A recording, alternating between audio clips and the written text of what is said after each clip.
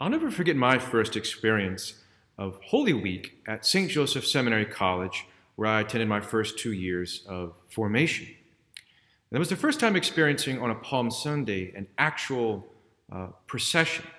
We gathered in the courtyard of the main seminary building, and we were all gathered there. I never experienced before. I was curious what was happening. And there you had certain servers who were seminarians holding these huge palm branches you see on the taller palm trees. And then they read the gospel that I encourage you to go read today. You may not have heard it, but there's gospels that are associated with the blessing of palms, and go read it. And from there, once we finished, we actually had a procession from the courtyard into the Abbey Church. It was great splendor, great music. You had incense going everywhere. So truly a great celebration. Reminded me much as of hearing that gospel of Jesus' entry into Jerusalem, which seems very triumphant. We know that many in the city were worried. You hear that gospel today, it says, and went into Jerusalem, the whole city was shaken. But there were many who had encountered the Lord. More than just seeing and hearing him, but coming to know him. And we hear that about in our very first reading today from the book of the prophet Isaiah, saying, "The Lord has given me a well-trained tongue, that I might know how to speak to the weary, a word that will rouse them."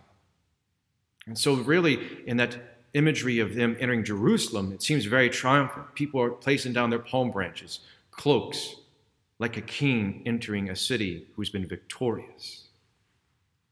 But then, as we continue through the Mass, we now hear, always on Palm Sunday, the gospel according to the year. So here, this year, we hear from the Gospel of Matthew, whereas Good Friday, we always hear from the Passion according to the Gospel of John. And you go from that imagery of this triumphant entry into Jerusalem to now his Passion. It seems what was all great, victorious, and going well has turned into complete shambles. Everyone is scattered. Even Jesus says where he's instituting the Eucharist at the Passover, and Matthew's Gospel reminds us, Jesus says to his disciples, "This night all of you will have your faith in me shaken. For it is written, I will strike the shepherd, and the sheep of the flock will be dispersed." And even here, Peter, who we've known and come to know very well, at one moment says the right thing, but the next moment he puts his foot in his mouth and says, "Though all may have their faith in you shaken, mine never will be. Even though I should have to die with you, I will not deny you." Of course, we're very familiar with that, of him denying Jesus 3 times. And we hear in today's gospel how he left and went out weeping bitterly. And I've kind of been reflecting with that as what we go through our own trials and tribulations at the moment, where everything maybe had gone well for us. We as a people, especially in our area, things might have been going well. Things have gone finally maybe our own way, maybe not. But now that everything has come to a halt, and it seems that we are all now scattered, not supposed to be going out, not supposed to be interacting, not even worshiping the way that we want, or the way that we know that we should be. And it seems all is lost, or like confusion. And how do we respond? Do we respond with anger? Do we respond with saying, "This needs to be in, Lord, why don't you just act and do something now and wipe this out so we can go back to the way things were?" The question is that what the Lord is asking of us? Is that where he's trying to lead us? As we know, there we are mourning. We've seen on the news many famous people that have died, certain musicians, certain artists, but we also know of the human toll that is going on overall in our society and around the world. And it gives us a moment to pause. Lord, what is your will? How are we to respond? Even in the garden, when Jesus is betrayed by Judas, we see them coming on, And Jesus, he's arrested. And then suddenly someone grabs his sword and drew it and struck the high priest's servant. The Lord says even to them, "Put your sword back into its sheath. All who take the sword will perish by the sword." He even then says, basically, if I asked my Father, he would send me 12 legions of angels, which roughly equates to 72,000 angels to be by his side to defend him. But how does he respond? He'll be obedient by submitting. And we see throughout his trials before the Sanhedrin, the chief priests and the scribes, even before Pilate, he just submits. He doesn't fight, doesn't even want to respond to them. Simply with the words, "You say so." And then ultimately, we see his ultimate surrender at the crucifixion and brings everything before the Lord. Much carrying the words we hear in our second reading today from Paul's letter to Philippians. Because ultimately, what does he challenge us to do? What did he do? Even though he's in form of God, what does Paul say? But rather he emptied himself, taking the form of a slave, coming in human likeness. He humbled himself.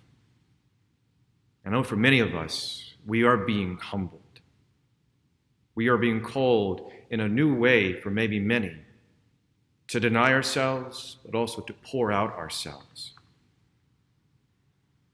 And then we maybe even feel like the Lord today, when he gets to that cross and gets to that moment that strikes so many, when he cries out, "Eli, Eli, lema sabachthani." My God, why have you forsaken me?" Maybe words that we can all echo with and whatever is going on at the moment. But ultimately, what is he doing there? Some would say, well, here he feels even abandoned by God, and God has turned his gaze away from him. But actually, you should recognize that from our responsorial psalm today, which comes from Psalm 22, a beautiful psalm to read this week, and I encourage you to. As it goes through this, almost foreshadowing Christ's suffering and what he would go through. But what does it say there at the end of the passage, at least we heard today? "I will proclaim your name to my brethren. In the midst of the assembly, I will praise you." And so even those words, what he's trying to remind you and me, just like he was those who were there, quoting Scripture and saying, yes, I am suffering, I'm going through these things, I feel wasted away. But I know by pouring myself out, emptying myself, I know who will be filled up. Because yes, we are scattered. But what happens, and what did Jesus even say to them? That he would gather them again. That we know after the resurrection, what does he do? He starts going out. He starts interacting with many different people and pulling them together again. And then giving that great command, go out. And so yes, by humbling himself and emptying himself, how he's drawing so many back and giving us that reminder, yes, we might be scattered. Yes, we can't worship in the way that we want. Even myself, I'm realizing in my own heart, maybe a complaining, maybe a despair that I can't celebrate this Holy Week with you in the way that I want. And so now I am being challenged. I know this is what you want. Will you listen to me and say, and listen and carry out what I want you to do? Draw closer to me. Draw closer to me that I know I can fill you with what you need. And maybe that's what's going on with this entire situation. The Lord is giving us an opportunity, yes, through our struggles. And what comes to heart in my mind is especially those in the medical profession who are pouring themselves out at the moment to care for those in need. And I can only imagine the mental, physical, emotional strain that is going on with them. But we know many of them, how they're pouring themselves out. To you parents, now having not only maybe to work from home, but even be educators, how maybe there is that kind of struggle. How do I balance all of this? Maybe we know there are so many right now who are isolated in nursing homes, hospitals, that can't even receive people to visit them. How they have to pour out their own desires.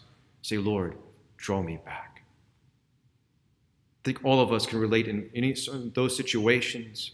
Bring our own before the Lord. Lord, here is what I desire, what I want, what I am going through.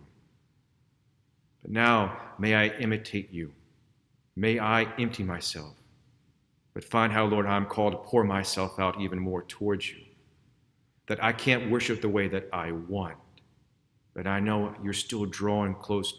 You're still drawing me more and more. And maybe working on a spiritual communion will help you to draw even closer towards the Lord.